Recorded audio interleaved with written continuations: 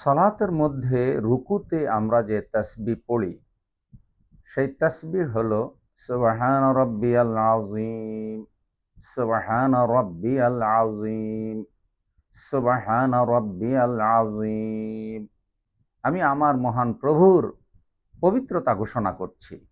উকবা ইবনে আমের রাদিয়াল্লাহু তাআলা আনহু বর্ণনা করেন, যখন সূরা আল ওয়াকিয়া এর শেষ আয়াত ফাসাব্বিহ বিসমি রাব্বিকাল আযীম, অতএব তুমি তোমার মহান প্রতিপালকের নামের পবিত্রতা ঘোষণা করো, মহিমা ঘোষণা করো, এটা যখন অবতীর্ণ হয় তখন রাসূলুল্লাহ সাল্লাল্লাহু আলাইহি সাল্লাম বলেন, তোমরা এই তাসবিহটি রুকুতে চালু করো, সুবহানাল্লাহ। এটা মুসনাদে আহমদ এবং সুনানে আবু দাউদ 869 নম্বর হাদিস। হুযায়ফা রাদিয়াল্লাহু তাআলা আনহু বলেন, রাসূলুল্লাহ সাল্লাল্লাহু আলাইহি সাল্লামের সাথে আমরা সালাত আদায় করেছি। তিনি রুকুতে পড়তেন সুবহান রাব্বিয়াল আযীম।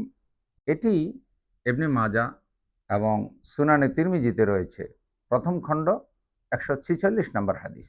এই যে আমরা আল্লাহ তাআলার পবিত্রতা ঘোষণা করছি, তো এখন আল্লাহকে পবিত্র হিসাবে মানলে আল্লাহ তো বিধিবিধান মানতে হয়। সালাতের মধ্যে আল্লাহর যেই তাসবিহগুলো আমরা পড়ছি, সেই তাসবিহগুলো তো ব্যক্তিগত জীবনে, সামাজিক জীবনে, পারিবারিক জীবনে, রাষ্ট্রীয় জীবনে মানতে হবে।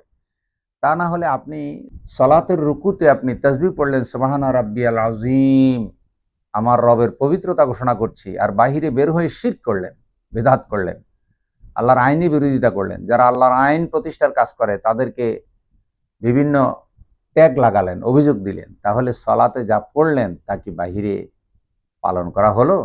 আল্লাহ আমাদের বুঝার তৌফিক দিন, আমিন।